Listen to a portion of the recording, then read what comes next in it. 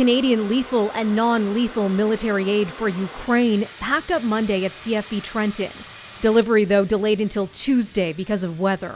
You're welcome, Justin. Okay. And talks on the Russian invasion of Ukraine, bringing Prime Minister Justin Trudeau and his British and Dutch counterparts together in England. The courage of Ukrainians in standing up to the Russian invaders has inspired and humbled us all.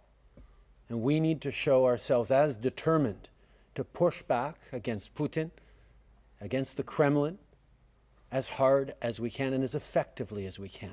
The leaders announcing more support for Ukraine, adding to the West's promises of aid and weapons as Moscow's advance stretches into a 12th straight day, and as the Ukrainian president is pushing for more punishments aimed at Russia.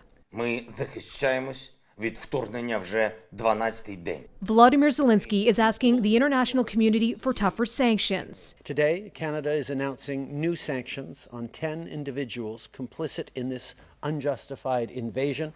Now, those new sanctions on top of the ones already pledged by Canada, and they're targeting people close to the Russian leadership. Names Trudeau says came from jailed Kremlin critic Alexei Navalny. Come on. Does Trudeau honestly believe that any of these individuals have left their financial orders vulnerable?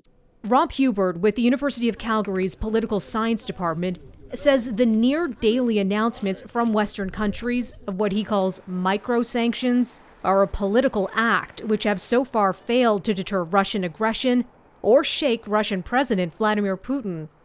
The two things that Ukraine needs right now that we can give within the realm of reasonableness is massive sanctions. It's got to be big. It can't be these little micro pinpricks that they are well prepared for.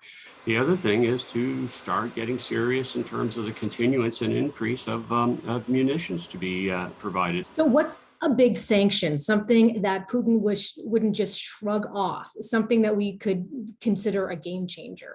Well, maybe we got to take our lead from the Germans. The Germans have said they are shutting down Nord Stream, which was a major economic boom. We got to be looking at every single means of exports that the Russians have and hit their economy. Zelensky is asking for boycotts on Russian oil, oil products, and more.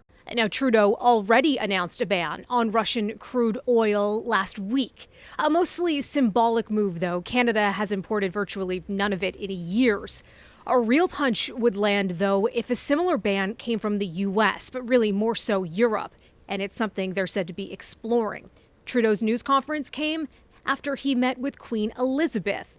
This was the 95-year-old's first official visit in person after she tested positive for COVID-19 last month. Now, the next stops on Trudeau's Europe trip include a visit to Latvia for meetings with NATO's Secretary General and with Canadian Armed Forces members who are part of Operation Reassurance.